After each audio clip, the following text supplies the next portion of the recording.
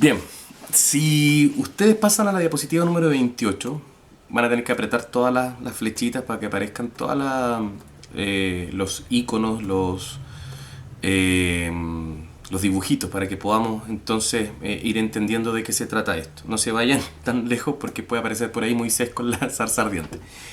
Estamos terminando ya este ciclo, ¿no?, de los patriarcas, de los 4 grandes hombres.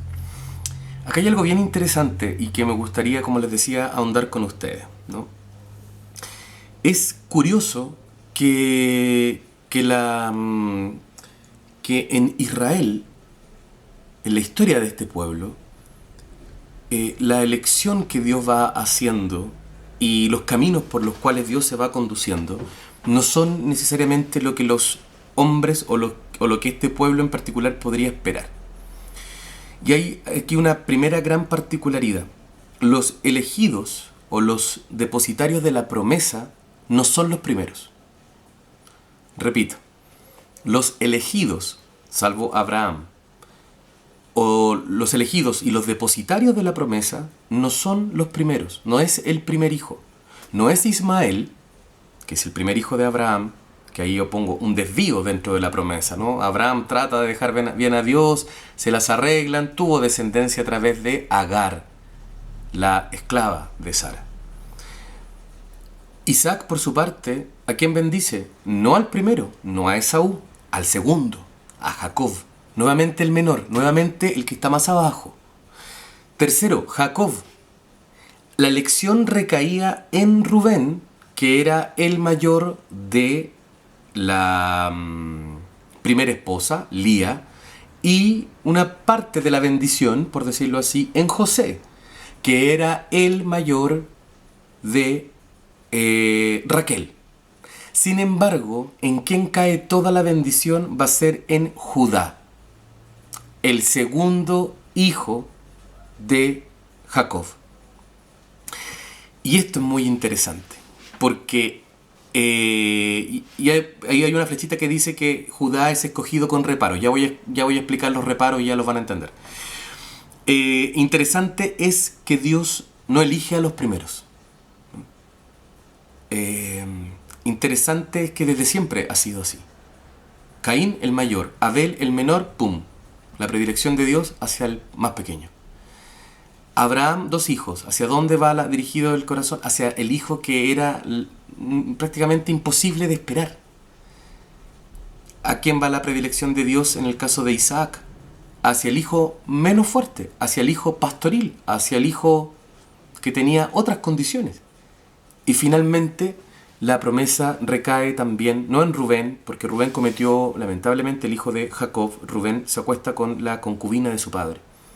Y eso inmediatamente lo dejó fuera de la promesa. Pero Judá, si bien tenía a sus hijos, su familia, no tenía ese problema, tuvo otro inconveniente. Judá no le dio a su esposa Tamar las condiciones para ser madre. Y Tamar va a urdir un plan para lograr eso. Yo no voy a contar esa historia porque ya las puedo mal acostumbrar. Le he estado contando la Biblia, pero la he reducido y le he resumido todo. No, van a tener que leer Génesis 38. Esa es la próxima tarea para la próxima clase. Lean Génesis 38 y me mandan un pequeño abstract, un resumen de 5 líneas. Nada más. No se pasen de 5 líneas. ¿En qué consiste esa historia? ¿No? La historia de Tamar y Judá. Y van a entender después, con el tiempo, cuando veamos el Evangelio de Mateo, por qué Mateo escogió a esta mujer en la genealogía de Jesús para hablar de la genealogía de Jesús.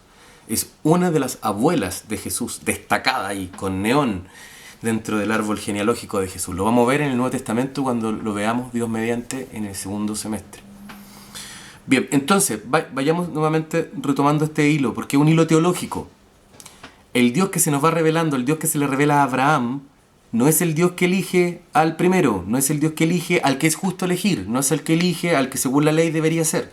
No, es el Dios del segundo, es el Dios del menor, es el Dios del pequeño. Y muchas veces, para validar a este menor y pequeño, es curioso cómo las mujeres aquí también cumplen un rol bastante interesante e importante. Por ejemplo, en el caso de Sara, Sara hace valer a Isaac, al segundo hijo de Abraham, como el elegido, el que debiera en él recaer la promesa. Un poco dura la historia porque sabemos que Sara incluso expulsa a Agar del territorio de Abraham, ¿no? Que se vaya de la casa. Luego tenemos en el caso de es Isaac. Isaac, su favorito era Esaú y el favorito de Rebeca era Jacob. Y Rebeca va a generar tal nivel de adhesión y fidelidad a su hijo que logrará después hacer que él sea el primogénito, él reciba la bendición, ¿no? Por lo tanto, tenemos ahí nuevamente una madre que interviene, una madre que logra que el segundo hijo sea el que reciba la promesa. Y en el caso de Jacob, si bien no aparece una madre aquí pidiendo eso o ayudando a que eso así sea, vemos a Judá recibiendo esta promesa, ¿no? Siendo un hijo que no por derecho le correspondía, ¿no? Tampoco era el predilecto. Sin embargo, Dios hace que en él caiga la promesa. Por lo tanto, es un Dios que va eligiendo no lo expectado, no lo idealizado, no lo que corresponde bajo patrones, entre comillas, justos, sino que es un Dios que se salta en ese sentido la expectativa humana, o que de alguna manera la deja puesta como en jaque, ¿no? Es el Dios que escoge a los menores. Vayan siguiendo esa idea porque va a aparecer en muchos libros de la Biblia. ¿Qué pasa con Israel en Egipto? Dios, para liberar, no escoge a Aarón, escoge a Moisés, el hermano menor. Cuando instala la monarquía definitivamente, ¿no? Escoge a David, el menor de todos los hijos de Yesé. Y así va siendo Dios una elección no de primogénitos, sino que de hijos que muchas veces no son los que deberían tener el acceso a ese tipo de bendición, promesa, expectativa. Bien, entonces esto sería más o menos el desarrollo breve, ¿no? Que hemos tenido una profundización sobre el libro del Génesis.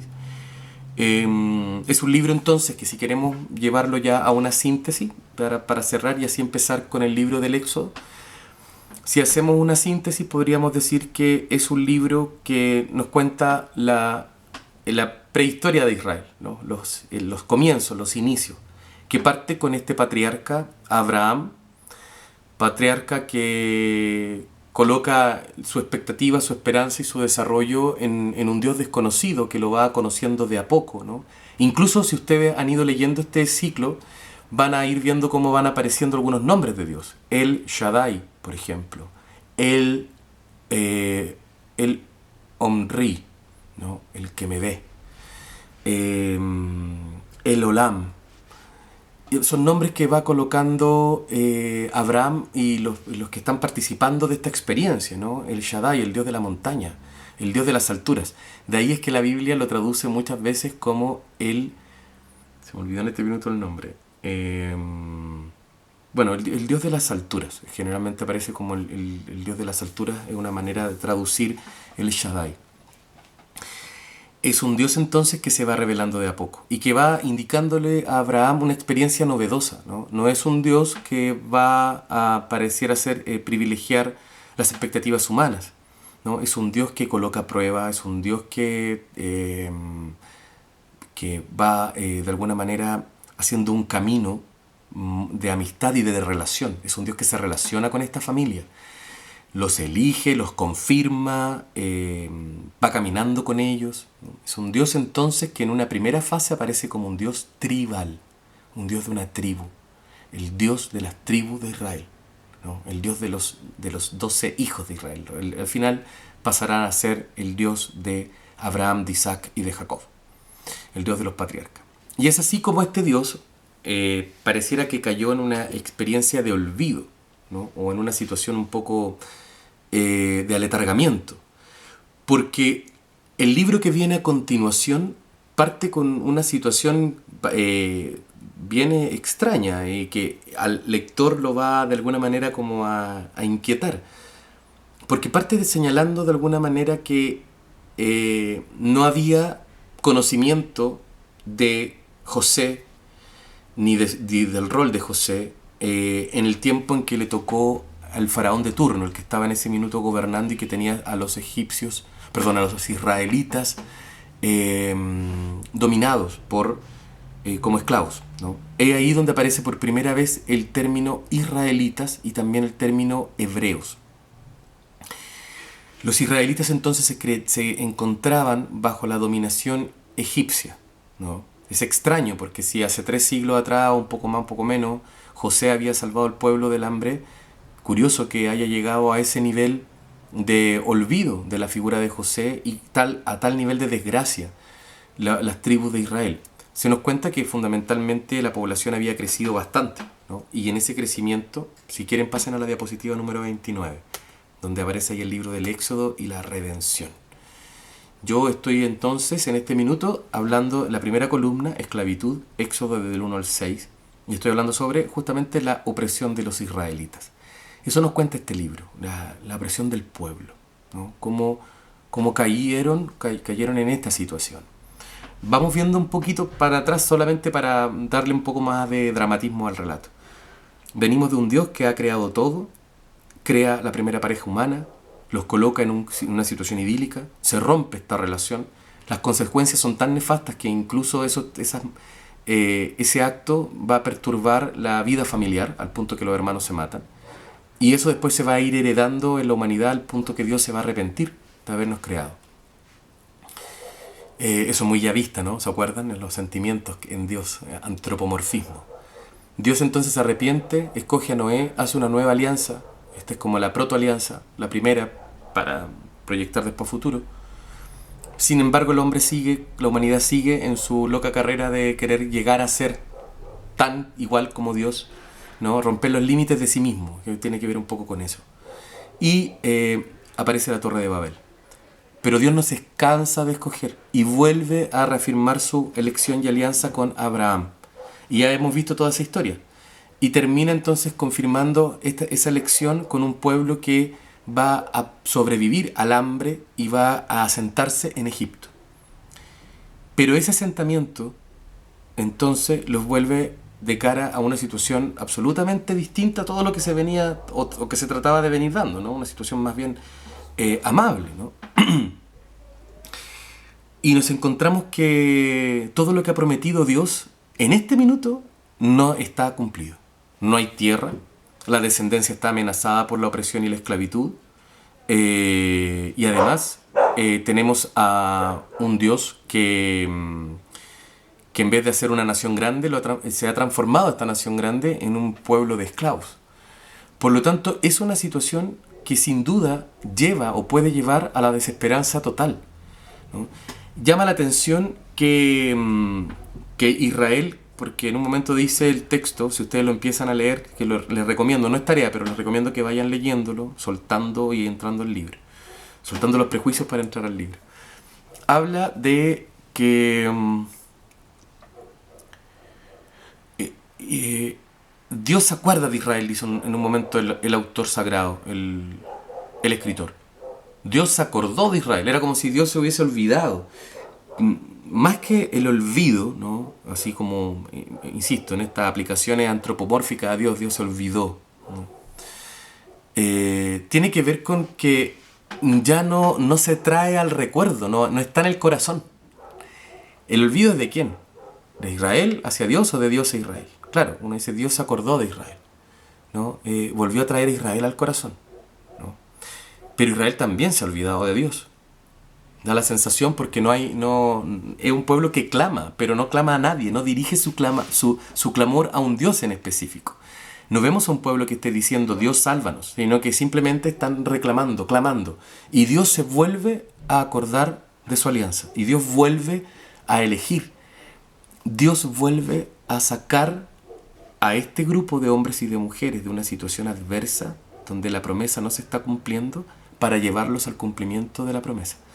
Y esa es la dinámica de la Biblia constantemente. Dios siempre sale a cumplir su promesa. Dios nos lleva a cumplir aquello que Él nos ha dejado como garantía, ¿no? Él quiere que nosotros seamos ante todo personas libres, hombres y mujeres libres. La libertad va a aparecer en este libro como la condición necesaria para relacionarse con Dios. Dios no se puede relacionar con esclavos. Y hablo de esclavitud en términos concretos, porque aquí Dios libera en términos concretos. Muchas veces, esto lo digo, quizás no se va a entender tan bien, en un diálogo más fluido podría entenderse, pero yo creo que sí se va a entender. Muchas veces decimos o pensamos que la vida creyente no incide en el mundo político, o la fe y la política son dos cosas, dos carriles que corren muy distintos. Pero la primera intervención de Dios directamente en la historia es de manera política. Interviene contra un faraón abusador, abusivo de su poder, que además se quiere engrandecer como deidad, porque el faraón, recuerden, es Dios.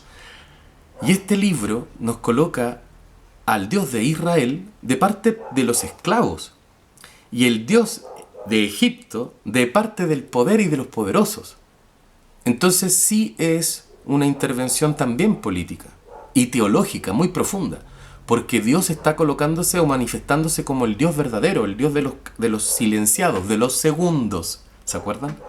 No el Dios de los poderosos, no el Dios faraón, él no tiene el poder. Ya vamos a ir viendo entonces este libro que es muy apasionante, el libro del Éxodo. Pero entonces voy a terminar con estos dos primeros capítulos, ¿no?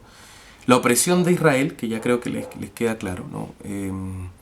Así parte esta historia, ¿no? Como de alguna manera diciendo tenemos todo en contra. Tenemos todo en contra, y por lo tanto a la vez todo nos dice que Dios no está con nosotros, nos olvidó, o no se ha hecho presente y ni piensa hacerlo. Por eso, con cierta ironía, el autor dice, Dios se acordó, como si hubiese estado durmiendo una siesta, ¿no? Pero el tema es que la relación, ¿no? Entre Israel y Dios sí se desvaneció, ¿no? Y aquí viene algo también muy importante que yo les decía ya hace un rato atrás. Este Dios aparece como un Dios personal, un Dios que se quiere relacionar. Y si las relaciones no se alimentan, no hay entonces después cómo recordar, traer al corazón. Lo que hace Dios, en el fondo, es eso, ¿no? Es un Dios que se quiere relacionar con el ser humano. Creó al hombre a su imagen y semejanza para que sea su otro, su alteridad, ¿no? Nosotros somos el otro válido de Dios. Dios es el emisor, nosotros somos los receptores. Y por eso es que nos comunicamos con Él. Pero esa comunicación, si se enfría, tú dejas de recordar, dejas de conocer, desconoces. Aquí el esfuerzo lo hizo Dios, la iniciativa la toma Dios, y eso también es muy importante dentro de la revelación que va constatando Israel. Es Dios quien se quiere revelar, es Dios quien se quiere dar a conocer. Se da a conocer con la creación, se da a conocer por la palabra, crea, y uno lo va conociendo a través de las cosas creadas. Se da a conocer a través del hombre, porque lo crea a su imagen y semejanza. Se da a conocer a través de los patriarcas, se va dando a conocer de a poco. Lo único que quiere Dios es que lo conozcamos. Pero para conocerlo bien, la libertad aparece como condición. Por eso lo que tiene que hacer Dios es liberar. Y para ello entonces escoger a alguien como mediador de esa liberación. Y es ahí donde entra entonces a jugar un rol muy importante Moisés. Moisés, que ustedes seguramente conocen la historia, ¿no? El cine, la Biblia, la liturgia, nuestra catequesis, todo nos ha hablado de Moisés. Sabemos perfectamente quién es. No sé si todas y todos conocen la historia, pero Moisés fue salvado de una matanza. El faraón decreta primero matar a todos los niños nacidos de las mujeres israelitas, y a esos hijos, y tras la muerte de esos primogénitos, ¿no? Moisés logra salvarse gracias a la inteligencia de su hermana Miriam, que lo guarda en una canasta, lo cubre, ¿no es cierto?, para que se salve. Lo hace flotar por el Nilo hasta que llega nada más y nada menos que hasta el palacio mismo de la hija del faraón, donde es rescatado por ella y por sus esclavas y adoptado por ella. Entonces Moisés crece bajo la educación egipcia. Dicho de otra manera, y así como Abraham, fíjense cómo se repiten los patrones, así como Abraham, que sale de un contexto politeísta, Moisés también será criado en un contexto politeísta. Fíjense lo importante que es esto, porque si el patriarca, el gran patriarca y el gran legislador y el gran profeta, porque Moisés también es considerado profeta, fueron capaces de salir de contextos politeístas para encontrar y dar con el único Dios, es que de alguna manera se está estableciendo como verdad absoluta la experiencia final de ellos, ¿no? Esto es importante porque salieron de una cultura politeísta, ¿no? Como que, dicho de alguna forma, abrieron los ojos, ¿no? Dieron con ello. Esto, insisto, es una manera de verlo, no es que en el fondo sea la verdad absoluta, pero esas relaciones son interesantes y es bueno hacerlas, despertarlas, que uno las mire, ¿no? El autor sagrado desde el primer libro ya nos está de alguna manera diciendo algo con respecto a este Dios. Si alguien, por ejemplo, de cultura pagana, leyese el libro de la creación, el Génesis, y leyera que Dios creó el sol, el Dios de Israel creó el sol y la luna, sabe en ese minuto que el sol es criatura y no es una deidad. ¿A quiénes adoraban los egipcios? Los egipcios adoraban al sol. Decir que el sol fue creado por el Dios de Israel ya de alguna manera es un modo de decir, ustedes no están adorando lo correcto. Bien, entonces para finalizar, vamos a dejar hasta acá. Ustedes ya tienen una tarea, el capítulo 38 del Génesis, bastante largo. Lean ese capítulo, me hacen un pequeño abstract. Y una tarea optativa, los 2 primeros capítulos del Éxodo. Yo sé que hay algunos ya lo leyeron porque lo dimos como una tarea, los primeros 3. Pero ahora solamente los 2 para refrescar la memoria y entrar en la próxima clase donde empezaremos a profundizar en el libro del Éxodo. Hagan su tarea, estas tareas recuerden que son parte de la clase y los comentarios que vayan haciendo y que yo les voy replicando son también parte de nuestro aprendizaje. Que estén muy bien, cuídense mucho y nos vemos pronto.